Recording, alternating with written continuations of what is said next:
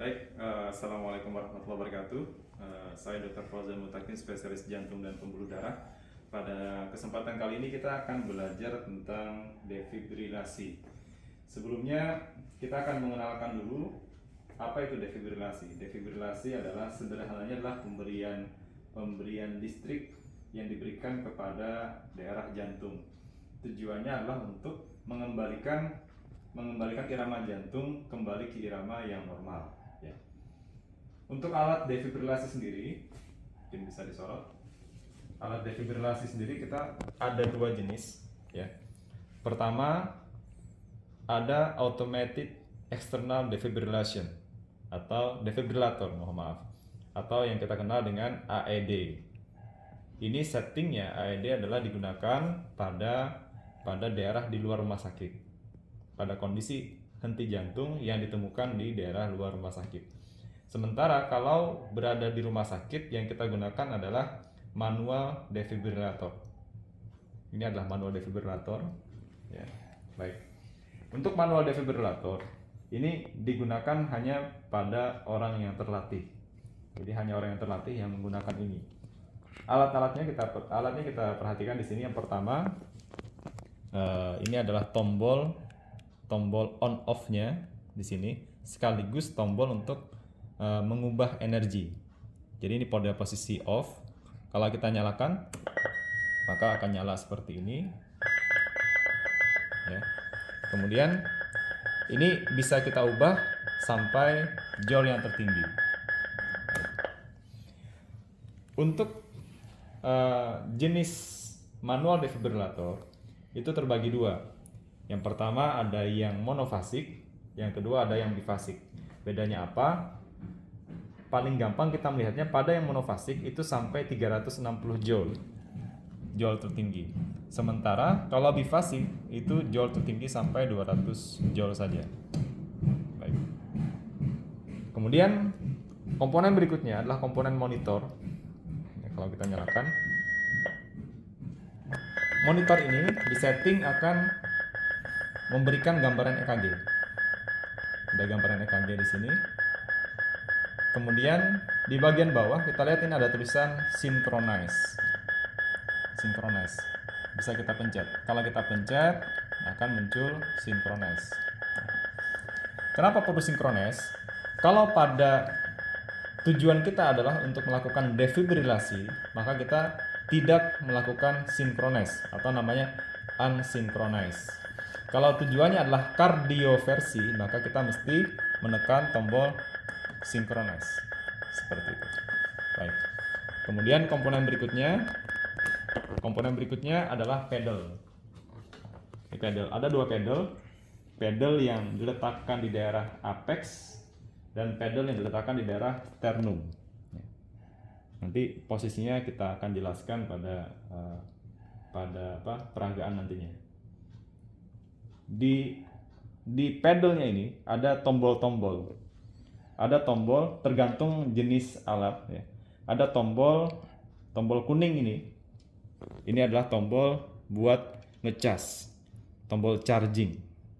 Kemudian ada dua tombol di paling atas ya. Tombol yang berwarna oranye ini. Ini mesti dipencet bersamaan. Ini adalah tombol buat shock. Dicas dulu satu tombol aja. Kalau nge-shock harus barengan. Baik.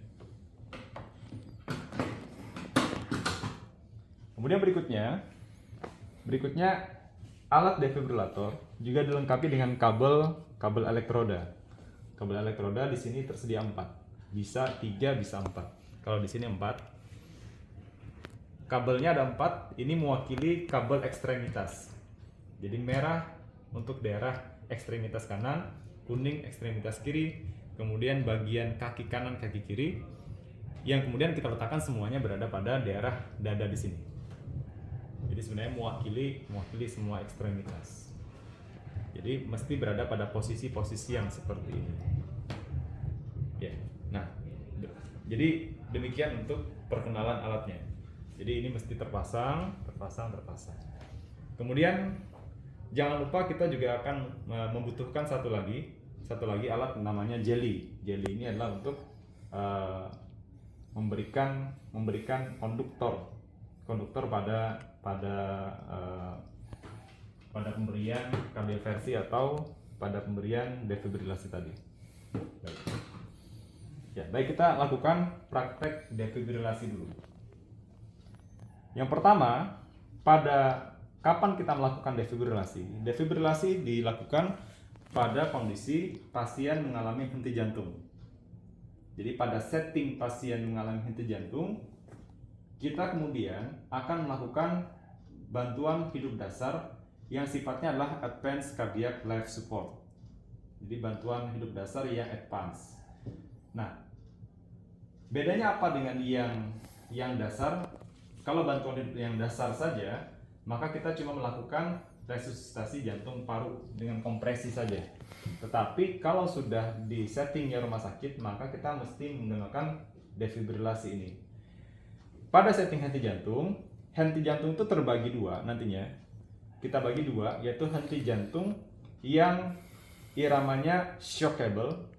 Yang kedua, henti jantung yang iramanya non-shockable. Pada henti jantung yang iramanya shockable, maka irama yang muncul cuma dua, yaitu irama ventricular tachycardia dan irama ventricular fibrilasi. Kalau kita ketemu selain itu, maka berarti kita katakan itu adalah non-shockable. Misalnya pada kita ketemu ternyata ada gambarannya asystole, garis lurus. Nah, ini adalah non-shockable, maka kita tidak akan menggunakan alat ini. Atau gambaran lain, misalnya kita ketemu gambaran sinus, gambaran atrial fibrilasi, gambaran supraventricular tachycardia, dan lain sebagainya. Selain ventricular tachycardia dan ventricular fibrilasi, maka kita katakan kalau itu settingnya dia tidak ada nadi dan tidak ada nafas, henti jantung, maka tetap tidak menggunakan alat ini. Namanya kita kenal sebagai PEA, Pulseless Electrical Activity. Baik, jadi rekan-rekan sekalian, tadi kita sebutkan shockable sama non-shockable. Kapan kita melakukan? Ketika pasien henti jantung, kemudian ada tim yang melakukan resusitasi jantung dan paru. Jadi dilakukan kompresi di sini, kemudian ada yang melakukan ventilasi. Nah, ketika monitor datang, monitor sudah disiapkan, maka kemudian ketua tim atau kita bilang kaptennya atau pemimpinnya kemudian akan bilang hentikanlah kompresi. Kompresi dihentikan, lalu kita melakukan analisa irama. Baik, iramanya saya ubah dulu. Nah, kalau irama di sini ini adalah irama yang non-shockable. Ini masih ada QRS-nya. Ya. Nah, kalau ternyata yang muncul adalah irama yang shockable, ya, ini adalah irama ventricular fibrilasi. Kalau kita ketemu ventricular fibrilasi atau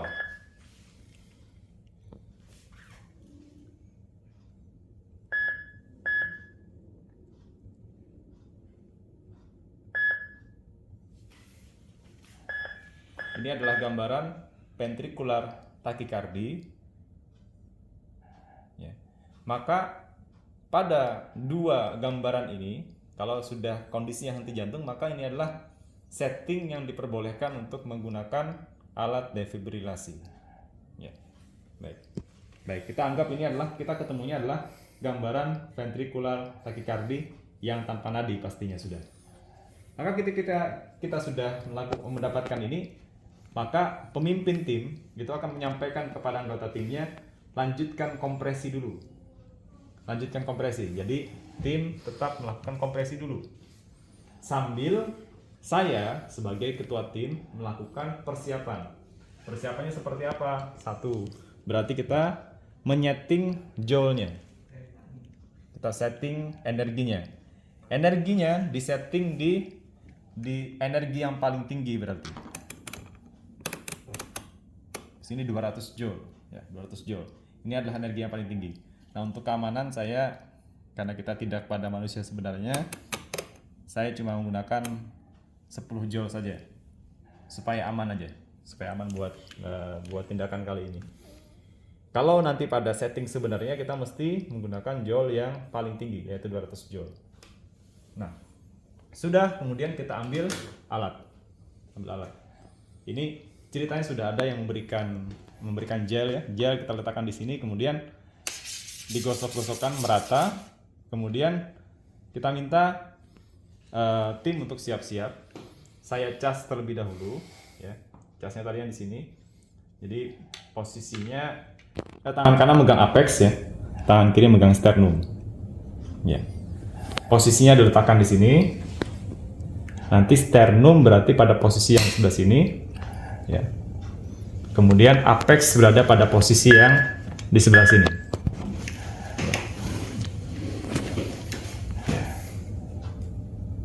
Kemudian kita charging.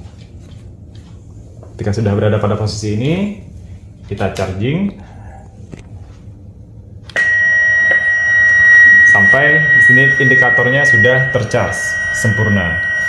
Kemudian stop kompresi, berarti rekan kita yang melakukan kompresi sudah melepaskan tangan dia. Kemudian kita bilang untuk keamanan, I am clear, artinya saya sudah clear. You're clear, kamu yang di depan tidak memegang pasien. Everybody clear, tidak ada satupun yang memegang pasien. Ketika semuanya sudah seperti itu, maka kita kemudian bisa menekan tombol shock. Seperti ini. Saya ulang. Kita udah charge. I am clear. You're clear. Everybody clear. Mata kemudian kita lihat monitor. Shock. Maka shock sudah terdeliver. Baik. Ya. Kemudian petugas kompresi tetap melanjutkan kompresi. Nah, kompresi dilakukan selama 2 menit. Kemudian nantinya kita lakukan analisa irama lagi. Jadi iramanya apakah kembali menjadi sinus ataukah masih ventricular tachycardia tadi? Apa yang kita lakukan kalau masih ventricular tachycardia? Maka kita lakukan prosedur yang serupa. Dan ini dilakukan secara berulang-ulang. Tentunya kalau dalam advanced cardiac life support tidak hanya pemberian defibrilasi, tetapi nanti ada obat-obatan dan manuver-manuver yang lain yang kita berikan. Tapi kita fokus di sini adalah pemberian defibrilasi. Sampai kapan kita lakukan? Sampai ROSC. Ya, sampai kembali ke spontan ya. Atau indikatornya kita melakukan selama masih gambaran VTPF, maka kita akan tetap melakukan defibrilasi tadi. Baik. Itu untuk defibrilasi. Sekarang kapan kita melakukan kardioversi? Kardioversi kita lakukan bila gambarannya bukan gambaran VTVF. Jadi gambarannya misalnya adalah gambaran pada pasiennya berarti bukan pasien yang henti jantung. Jadi pasien yang tidak henti jantung tetapi gambarannya misalnya ventricular tachycardia. VT tetapi tidak stabil hemodinamiknya, maka kita berikan kardioversi. Atau pada atrial fibrilasi. Nah, ini gambaran atrial fibrilasi di monitor, tapi juga tidak stabil. Atau pada gambaran supraventricular tachycardia.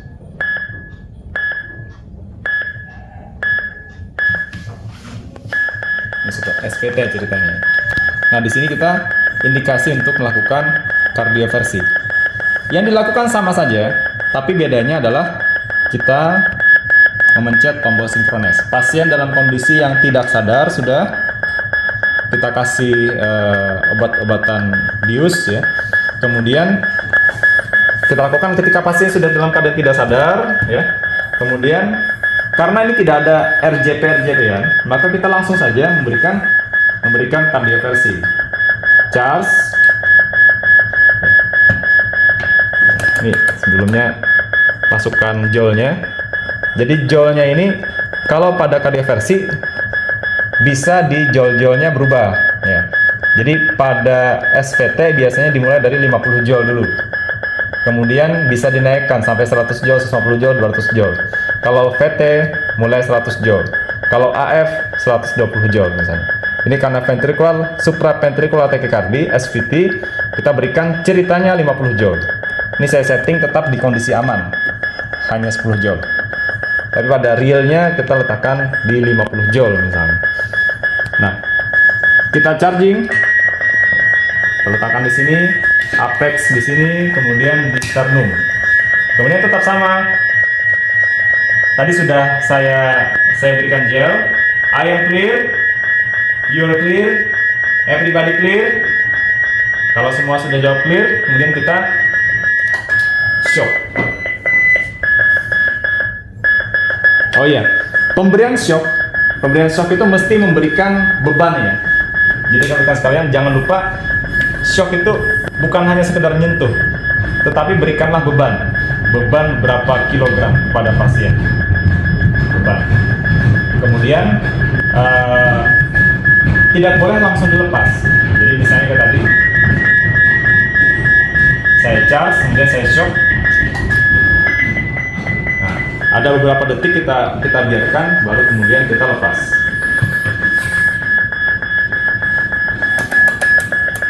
Baik, demikian video pembelajaran kali ini.